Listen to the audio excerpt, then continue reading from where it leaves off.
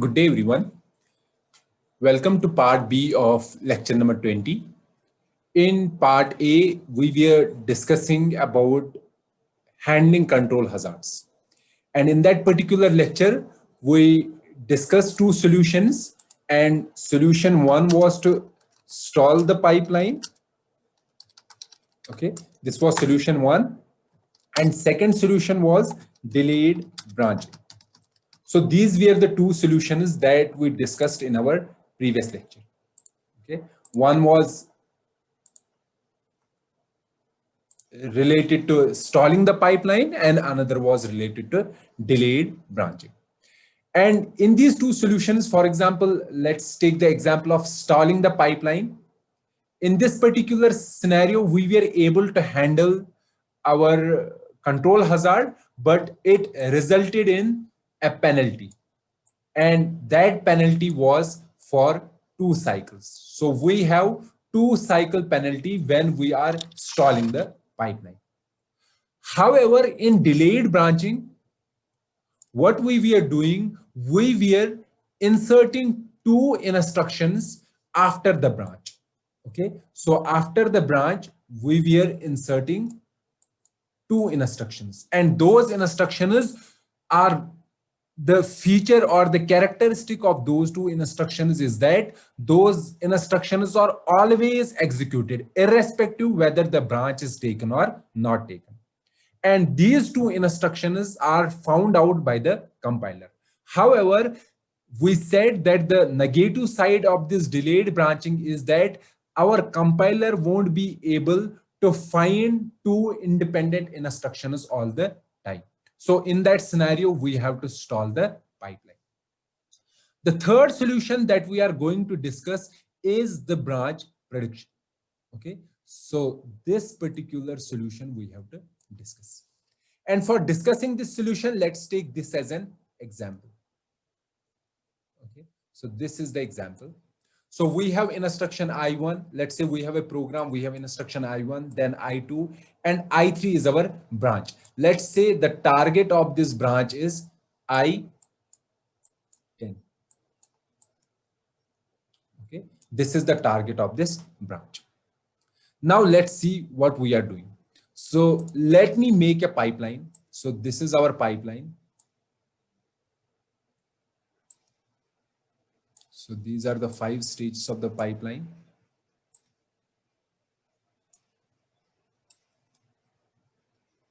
So I'm making the 5 stages here. So this is instruction fetch. This one is operand fetch. Then we have execute. After execute, we have memory access, and the last stage is write back. This is write back. So these are our 5 stages. Fine. And let me make the arrow from one stage to another stage.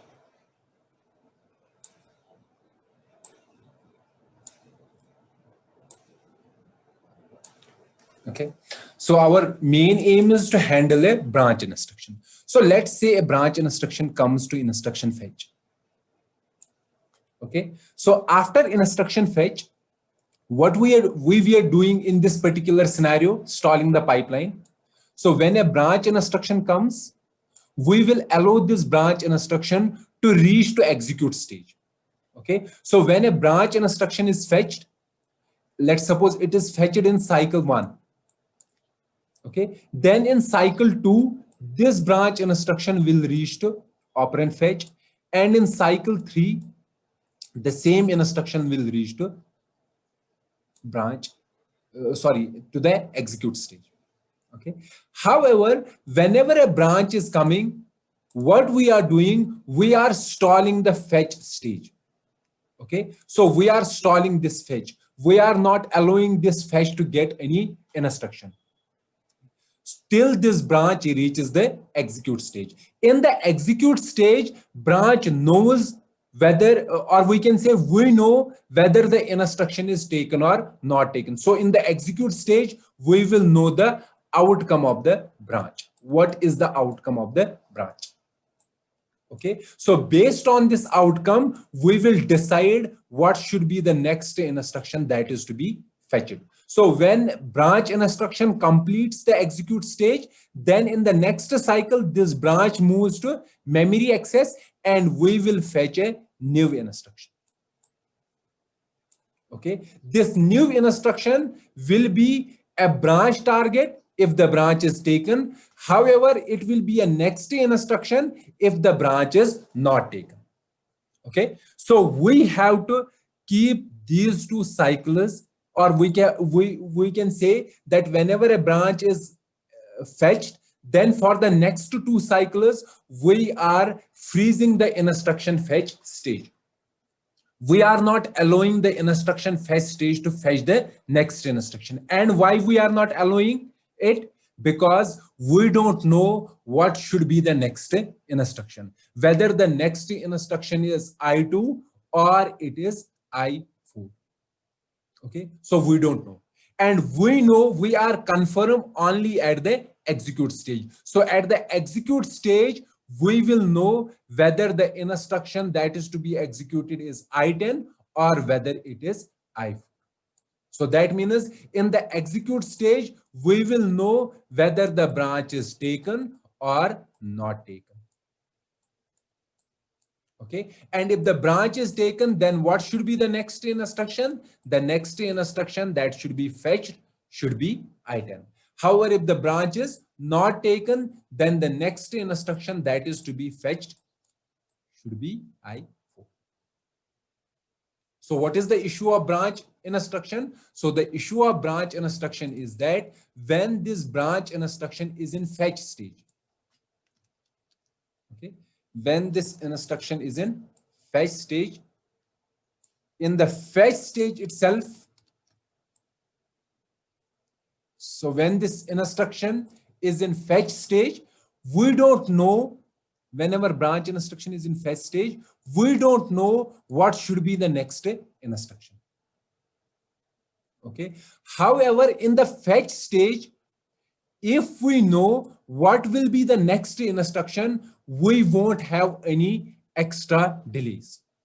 Okay, so what I am saying, for example, if an instruction I1 is fetched, when I1 is fetched, so for example, I1 is here, then when this I1 moves to operand fetch, we are sure what will be the next instruction, and next instruction is I2. So our fetch stage can easily fetch this I2. Okay, however, when there is a branch instruction, okay, and when this branch instruction moves from instruction fetch to operand fetch, after that we don't know what will be the next instruction, whether the next instruction is directly the next to the branch or it is this branch target instruction. So if in the fetch stage itself we are able to get the outcome of a branch, okay, if we are able to know the outcome of the branch, then we will be able to answer whether the next instruction is I10 or the instruction is I4. So what I am saying that if in the instruction fetch itself for a branch instruction, if we are able to know this scenario, whether the branch is taken or not taken, then we will be able to fetch the next instruction quickly after the branch instruction, or we can say we don't have to include any delay, or we say we don't have to stall the pipeline. But the issue is that the outcome of the branch is not known in the fetch stage. It is known only in the execute stage. Okay, so let me repeat the same. I am saying that if I have a branch, okay, and if I know the outcome of the branch, for example, if I know the branch is taken, then what should be the next instruction? The next instruction should be I10. And if I know the branch is not taken, then what should be the next instruction? The next instruction should be I4. Let's say this instruction has been fetched. So this branch instruction has been fetched.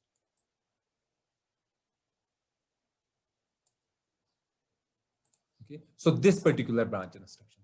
So let's say it is instruction I3. So this instruction has been fetched. So when this instruction is fetched, after completing the fetch, this instruction will move to I3, this operand fetch. This I3 will move to operand fetch. Now, for example, if I know in the fetch stage whether this branch, this I3 is taken or not taken. Let's say in the fetch stage, I know the branch is taken. Then what should be the next instruction? The next instruction should be I10. So since in the fetch stage itself, I know that the next instruction after I3 is I10. So when I3 goes to operand fetch, I will operand fetch, I will fetch the I10. Okay, so you can see then I3 moves to execute and I10 moves to operand fetch. So is there any delay or is there any bubble in the pipeline? No, there won't be any bubble. Why? Because my instruction fetch stage is not idle. But this scenario, this particular scenario is possible only if I know the outcome of branch in fetch stage. So if I know the outcome of this branch in fetch stage, then in the fetch stage itself, I will know whether the next instruction is I10 or I4. However, we don't know the outcome of branch in a fetch stage. We know the outcome of a branch in execute stage only. So the outcome is known in the execute stage, not in the fetch stage. So what will we do? Let's see what will we do. We will do a prediction. Okay. What prediction? A branch prediction. So how will we achieve this? For example, let's do this. Let's say whenever a branch is coming, or we can say whenever a branch is fetched. So in the fetch stage, we will make a prediction for this branch. Okay. So what will be the prediction? Prediction will be whether the branch is taken or not taken. Okay. So we are making a prediction. And in which stage we are making a prediction? In the instruction fetch stage. Let's say branch has come here. And I am making a prediction that whenever a branch comes, let's say one prediction, I will give one example. I will predict the branch is taken. Okay. So in the fetch stage, I am predicting the branch is taken. It is taken. Okay. So when a branch is taken, what will be the next instruction that is to be fetched? We have to fetch I10. So I am predicting the branch is taken, and because the branch is taken, what will be the next instruction? The next instruction is I10. Okay. So this is my prediction for branch in the instruction fetch stage. Now, when this branch reaches into the execute stage, in the execute stage, we will have actual value of the branch. Actual means we will have the confirmed value whether the branch is taken or not taken. So what was my prediction? My prediction was branch is taken. And in which stage I have made this prediction? I have made this prediction in fetch stage. And because of my prediction, I was able to fetch the next instruction without any pipeline bubble, or we can say without any delay.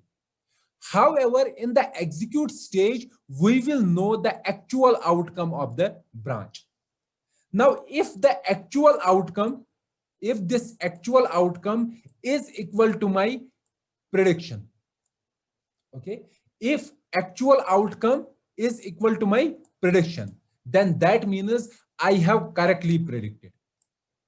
So I have correctly predicted. What I have predicted? I have predicted the outcome of a branch. Okay, so my prediction is correct, and because of my good prediction, I won't be having any issue in the pipeline. However, if my prediction is wrong, let's say actual outcome is not equal to predicted outcome. So what was my predicted outcome? My predicted outcome was branch is taken. However, I am saying actual is not equal to predicted. So actual would have been branch is not taken. Now, because of my prediction, I have fetched I10. However, actually this branch is not taken. So what should be the next instruction? The next instruction should have been I4. However, I have fetched which instruction? I have fetched I10, and let's say after I10, I have fetched I11. Okay, so these two instructions. So now, for example, I10 has reached to operand fetch, and I11 is in instruction fetch. Okay, let me repeat this to make it clear.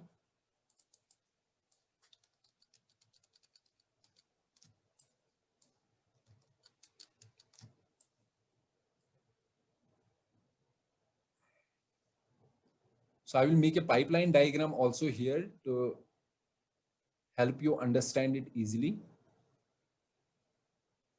Okay.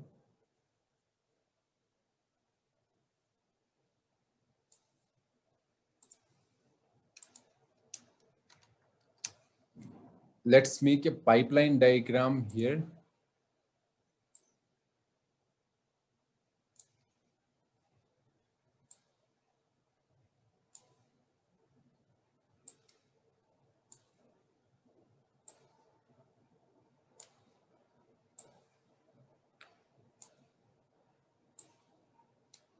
To make you understand it clearly.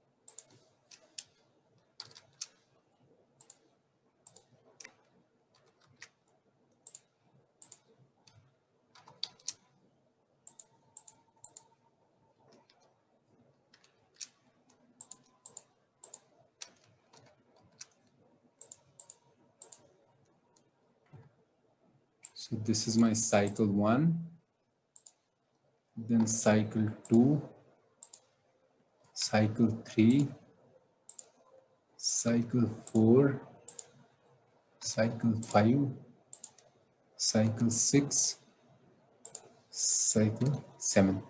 So let's start from this instruction. So the branch instruction. Okay, I3 is branch. And let's say I3's target is I10 and I11. Now let's see what we are doing. So when an instruction is fetched, let's say I3 is fetched. Let's leave these two instructions, I1 and I2. So I3 has been fetched, okay, in the first cycle. So in the fetch stage itself, I am making a prediction for this instruction. Prediction whether the branch is taken or not taken. Let's say I have predicted the branch is taken. Okay. So that means if I predicted that the branch is taken, so what should be the next instruction according to my prediction? The next instruction should be I10. So in the next cycle, I3 reached to operand fetch, and I have fetched I10 because I predicted the branch is taken. So the next instruction that is to be fetched is I10. Now in the third cycle, I3 reaches to execute stage, I10 reaches to operand fetch, and after I10, which instruction is to be fetched? I11. Okay, so till now, till this third cycle, my instruction has reached to execute, my branch instruction, the instruction for which I predicted that the branch is taken. So because of my prediction, I have fetched I10 and I11. Okay, it is my prediction. Now, at the end of this execute stage, okay, when my branch instruction is in execute stage, in this stage, I will know the actual outcome of the branch. Okay, so in execute stage, I will have actual outcome of the branch. So let's denote the actual outcome by A. Now, if we see, if my actual outcome is equal to my prediction, if my actual outcome is equal to prediction. So what was my prediction? My prediction was branches taken. So that means actual outcome is also branches taken. So if the actual outcome is also branches taken, then what should be the next instruction after I3? So the next instruction should have been I10 and I11. And if you can see in the diagram also, we have the next instruction is I10 and I11. Fine. Okay. So if our prediction is true, if my prediction is true, then we have saved two cycles, two penalties, because in the previous case, whenever we have a branch instruction, we have to wait for two cycles. Our fetch stage has been freezed for two cycles in the previous scenario. But here we are not freezing the fetch stage. We are allowing this fetch stage to fetch the instructions based on our prediction. And if our prediction is true, that means we have saved how many cycles? Two cycles. Okay. Now let's see if actual outcome is not equal to predicted outcome, or we can say my prediction is false. Okay, what will be the issue? If my prediction is false, what was my prediction? My prediction was the branches taken. However, the actual prediction will be branches not taken, because I am saying actual is not equal to predicted. I predicted the branch is taken, so the actual outcome was branch is not taken. So actual, the branch is not taken. So what should be the next instruction in actual for the correct execution? The next instruction should have been I4. However, what is the next instruction in our pipeline? The next instruction is I10. Okay, so that means when this instruction has ended in the execute stage, which instruction? Branch instruction. If my prediction is false, that means whatever I have fetched because of my prediction, that fetch or those instructions are on the incorrect path, because I have predicted the path should be this one. However, the path is this one, sequential one, because I have predicted wrong. So that means whatever is in the instruction fetch stage and operand fetch stage, I have to remove those instructions. Okay, so we can say we have to flush the pipeline. Flush means remove everything from the pipeline. Because why we have to flush the pipeline? Because our prediction is wrong. And because of my prediction, I have fetched those instructions which should not have been executed. So that means I have to remove those instructions from the pipeline. I will allow this instruction to go forward in the pipeline, but I will remove no, sorry. I won't allow this instruction to go forward in the pipeline, but instead I will remove all the entries from the pipeline. So I will remove I3, I10, I11, and everything, whatever is in the pipeline. And I will again start from I3. Okay, so in the fourth cycle, I will start from I3. I will fetch I3, and now I will predict. My previous prediction was I3 is taken, and but that prediction was wrong. So the next prediction is I3 will be not taken. So then it will easily go into the pipeline. So we can see that if my prediction is correct, if our prediction is correct, then we have saved how many cycles? Two cycles. Okay. However, if my prediction is incorrect, so that means in that scenario, we have to flush the pipeline. And because of flushing the pipeline, we have penalty of cycles. Let's say we have X penalty. X number of cycles have been lost because of flushing. Flush means remove everything from the pipeline, remove all the instructions from the pipeline. Okay. Fine. So you can see that using a prediction, branch prediction, using a branch prediction, I can save 2 cycles for each instruction. However, the scenario is that my prediction accuracy should be very high. Very high. Okay, my prediction accuracy should be very high. Then only I can save the cycles in my while having a branch instructions, and as a result, there will be an improvement in the IPC, or we can say there will be an improvement in the performance of the system. Okay, so let me summarize this. Let me summarize my branch prediction. So what is branch prediction doing? So wait a second, I will wrap this.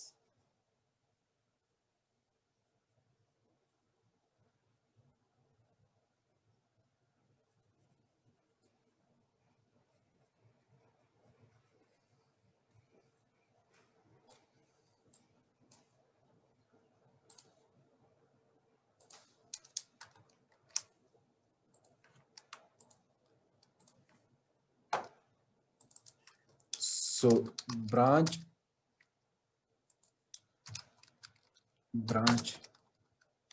prediction. What does it mean? It means predicting the outcome of the branch in which stage? In fetch stage. Okay. However, the scenario is that if my branch prediction is correct, if I have correctly predicted the branch, then I will save how many cycles? 2 cycles. However, if the prediction is incorrect, then that means I will be resulting in flushing the pipeline. I have to flush the pipeline. Fine. And as I said, this branch prediction, the program, or we can say the hardware that does the branch prediction, is called branch predictor. And this hardware is there in the fetch stage. So our fetch stage has 2 functionalities. It is fetching the instructions, it is doing the instruction fetch, and it also has a circuit doing a branch prediction.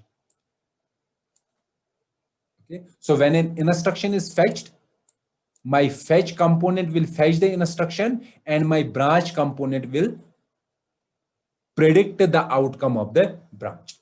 And based on its prediction, it will update the program counter. Okay. For example, if the branch is not taken, if it has predicted that the branch is not taken, then the next instruction should be the next instruction that is next to the current instruction. However, if the branch is taken, if I have predicted that the branch is taken, that means the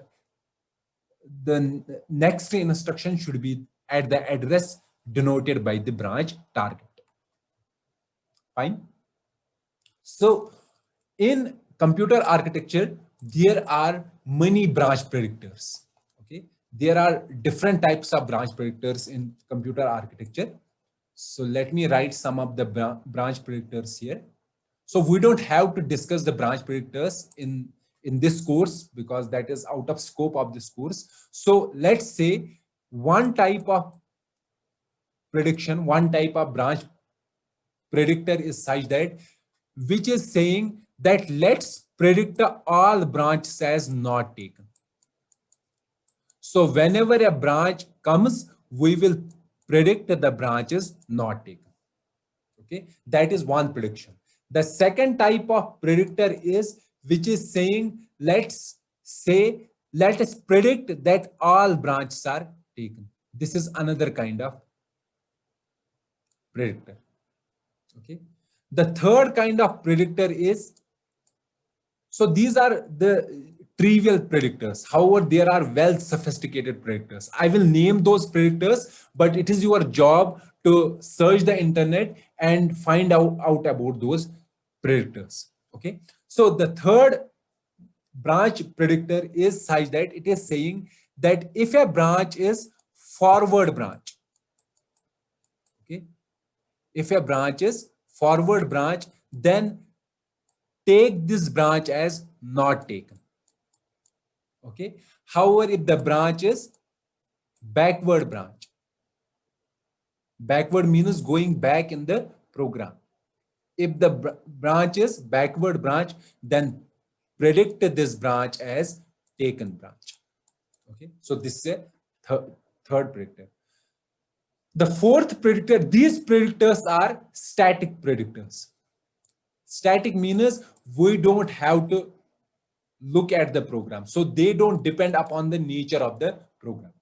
Okay. So whatever the program is, whenever branch comes, we will predict a not taken in this scenario. And in this scenario, in this prediction, we will predict the branches taken, and likewise in third. However, there are dynamic predictors as well. Dynamic means that they predict the branch during the runtime based on the nature of the branch. Okay, so there are different predictors. For example, there are 1-bit predictors, there are 2-bit predictors, okay, and the third is saturating counter based predictor, saturated counter.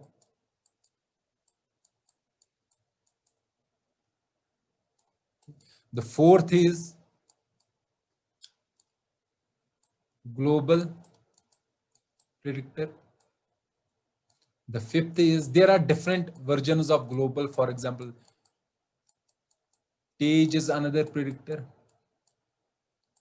There is another predictor called tournament predictor.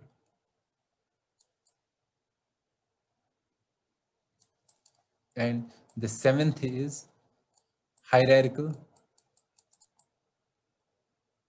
There are many other predictors in architectural community. However, in this particular lecture and in the undergrad course, these predictors are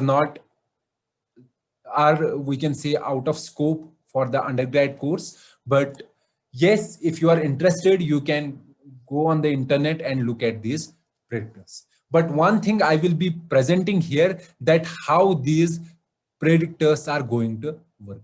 So for every prediction, let's say in machine learning or in any system where we have to predict, the first thing that we have to do is to train our predictor.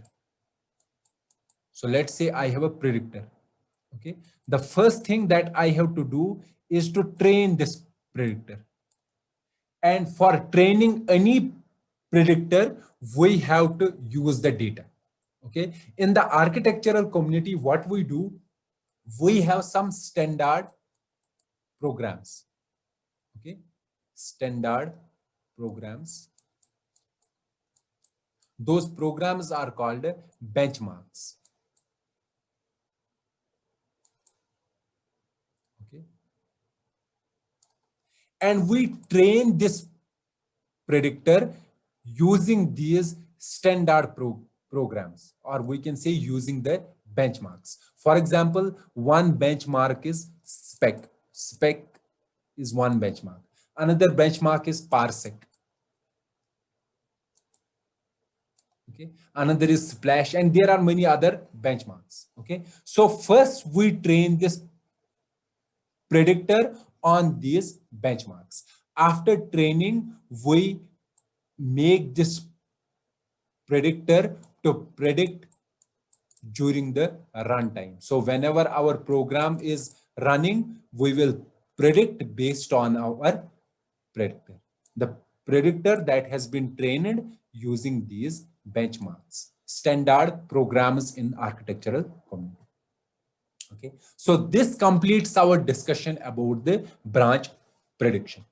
However, as I said, that if somebody is interested, he can surf the internet and see the meaning of these branch predictors. Take one or two from here and learn about these one or two predictors in great detail, and that will help you to understand the working of these branch predictors. Okay, so this completes our part B of lecture number 20, in which we were discussing about the branch prediction. Okay, branch prediction means predicting the outcome of the branch in fetch stage in order to handle the raw hazard, sorry, in order to handle the control hazard, and also help us to save 2 cycles.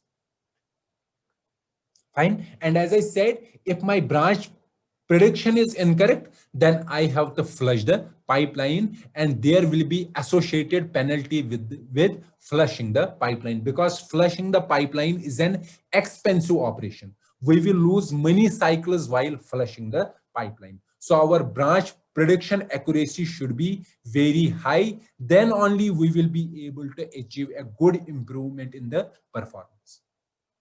So with this lecture, we completed our branch prediction and a mechanism to handle control hazards. And also we completed our discussion about the processor pipelining. In the next video or in the next lecture, we will start the discussion about the memory systems in our computers. Okay, so let's meet in the next lecture. Till then, goodbye.